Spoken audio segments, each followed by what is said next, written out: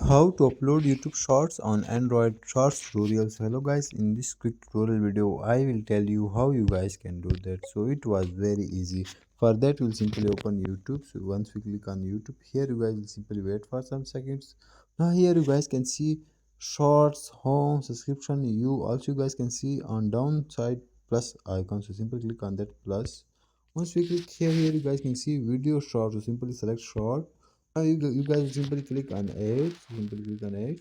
Now here you guys will simply select the shot that you want to upload. After that, click on next. Now again done. Now we will wait for some seconds for processing. So simply wait for some seconds. Here you guys can see timeline next. So simply click on next. Now we will wait for some seconds. Here you guys can see caption your short. So here you can write the caption and you guys will see visibility audience. So simply click on visibility. Here you guys will select unlisted public. If you want to public it immediately, you guys will click on public.